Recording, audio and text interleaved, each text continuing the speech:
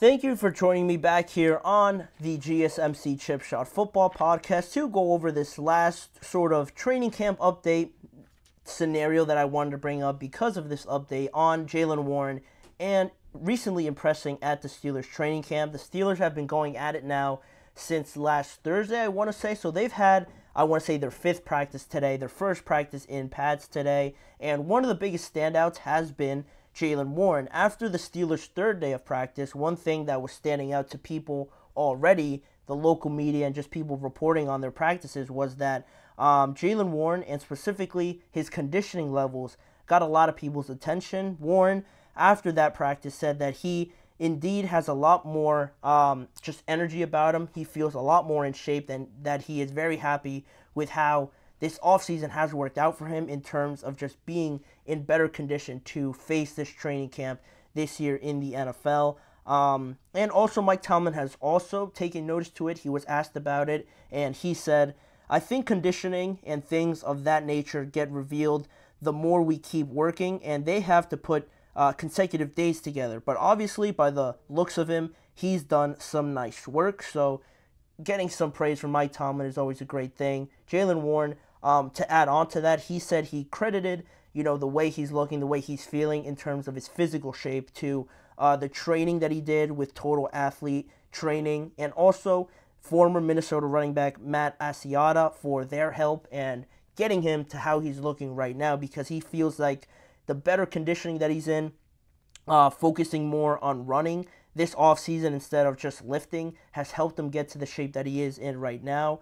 And to that, he said, "I feel like I'm able to run all day." He said it helps maintaining his level of focus without having to deal with the fatigue and the tiredness of an NFL game.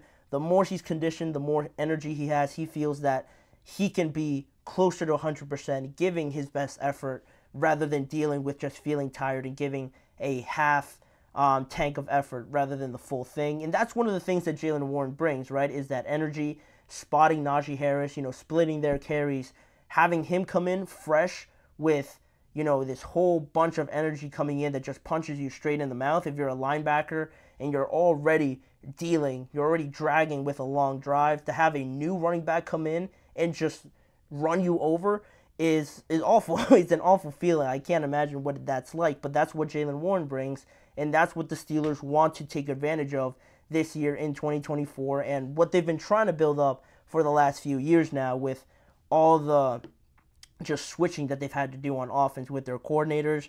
Now, that's pretty impressive. That's a good sign if you're the Steelers wanting to continue this into 2024, because if you look at last year, Jaylen Warren produced 1,154 total yards on 210 carries, touches of the ball with some receptions. So that's a pretty significant chunk of the offense that goes his way. Also leading the team with 5.3 yards per carry, and that only added to forming this great duo that he had with Najee Harris. Both of them very good at what they do. Both of them very hard to tackle. Both of them very aggressive and in your face when they're running at you as an opposing defense. And they formed one of the best running back duos, in my opinion, a biased opinion, the best running back duo in the NFL, just watching them as a Steelers fan. And with all the offensive improvements that they've made already, drafting Troy Fautanu, adding Isaac Seumalo last year, drafting Zach Frazier also this year. Now you have Najee and Jaylen Warren to benefit. After all of that, they could even become the 8th duo to each run for over 1,000 yards as a running back duo in a season. They could become the 8th duo to do that. So I think they're able to do that. They're capable of doing that. But now the question becomes, for some people, I think it will become a bigger question later on in the season, depending on where this offense goes, and the level of success that Jaylen Warren has specifically, based on how impressive he's looked right now. I think the question will become whether or not people feel comfortable enough with having Jaylen Warren now be the number one running back, because I still believe that people still believe that Najee is that number one and that Jaylen is the number two, that they split carries, but Najee is still the lead back. Once the season starts, and if Jaylen Warren carries this success into the regular season, I think it's almost inevitable for people to start bringing up the scenario of maybe the Steelers don't need Najee. If they have Jaylen Warren, could you imagine Jaylen Warren being the number one, not having to split carries, how much better he could be? That's going to be, I think, a discussion that it's just inevitable at this point with whenever you have great players like this. We brought it up with Debo and Brandon Ayuk.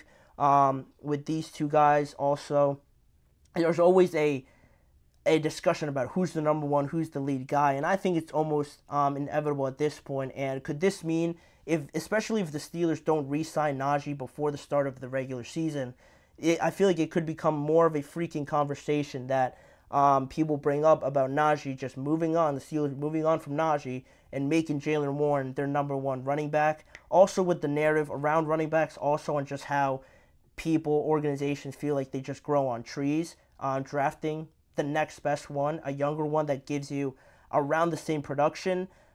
I feel like that's just almost going to grow into the topic surrounding these two guys. But to me, I feel like it should be more of an incentive, more of a feeling around that conversation, around that question too, instead of trying to get rid of Najee and feeling safe with Jaylen Warren as your lead back. I mentioned it before on prior episodes how the NFL, I think, is shifting just more into this running back by committee, running back duos across the NFL. No longer do you just see one guy be the bell cow. It's hard to find that and have it be a sustainable level of production year in and year out because inevitably the running backs do take a lot of hits, do take a lot of punishment, so their bodies are going to get fatigued by definitely week 11 or something like that. And also depending on where your bye week is also. If you have an early bye week, then the rest of it is awful. The consecutive games you have to do as a running back, you get guys injured and you hardly ever see it. You're starting to see more running back duos pop up with the Lions, Jahmyr Gibbs, and David Montgomery. The Steelers obviously have something going. Nick Chubb, even Jerome Ford now with the season that he had last year. The Rams with Kyron Williams and Blake Corum now. I'm sure the 49ers would love to spot Christian McCaffrey even more because that's a situation also to kind of tie into this where you have that lead back. He's phenomenal all throughout the regular season and he stayed healthy pretty much in the playoffs, but there were those issues that popped up where he had some nagging injuries, the calf injury that kept him out of the Washington game and just other games as well. So you don't want that to be a scenario where you look to your bench and you have no idea who's going to give you what because you've never tried it out before. That's where I think the NFL is going to. And the fact that this is going to become a question, I think it should be more of a question that the Steelers should want to keep Najee. If Jaylen Warren is going to be this good, why not have another guy be just as good to add to this running game? Because the way that the Steelers have built this run-first offense, they have been developing it for some time now, drafting guys, signing guys from free agency, and you bring in Arthur Smith, who is known and having success for this running game, especially in Atlanta, where the offense, say what you want about it, the running game of that offense was very good with Bijan having the season that he did, even Tyler Algier looking impressive.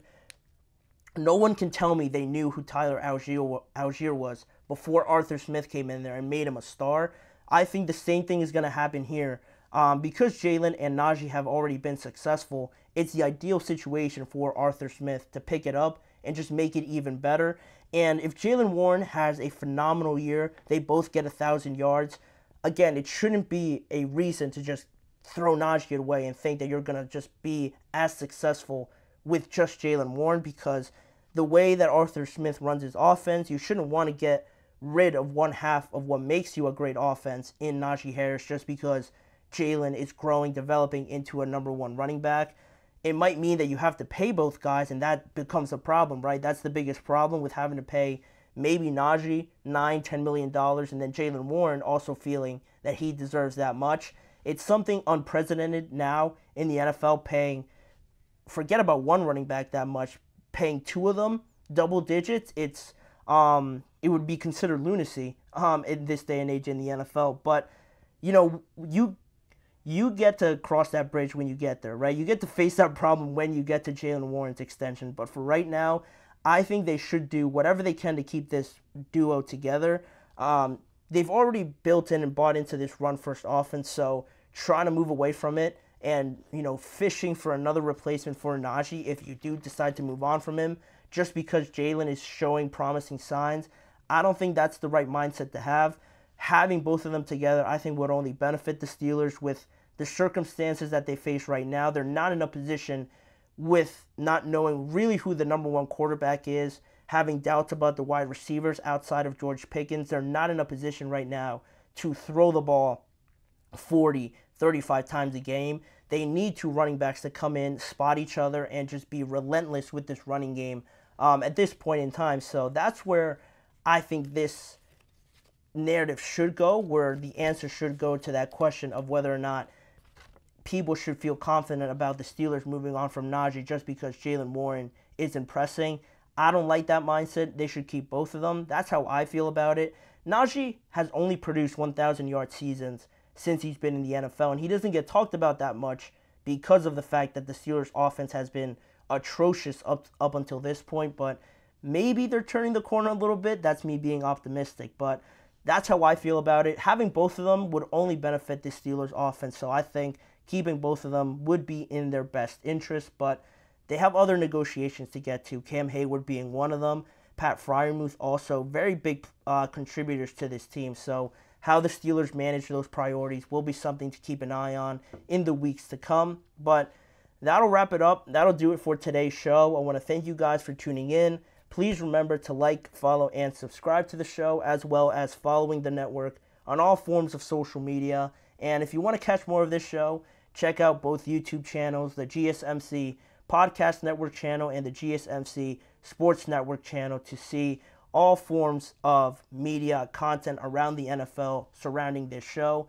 As a final reminder, tune in every weekday at 6:30 p.m. Eastern Time for more discussions, more open conversations about the NFL with me, Manny Maradiaga, as your host. Thanking you guys for joining me. I'll see you guys all back here again with me tomorrow.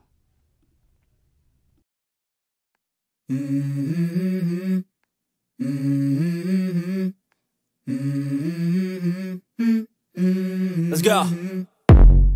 I wake up to a little bit of drool on my pillow, feel like it's gonna be a bad day. Yeah, I'm tired of shit, and the coffee ain't hit yet. Damn, ain't that great. I don't wanna go to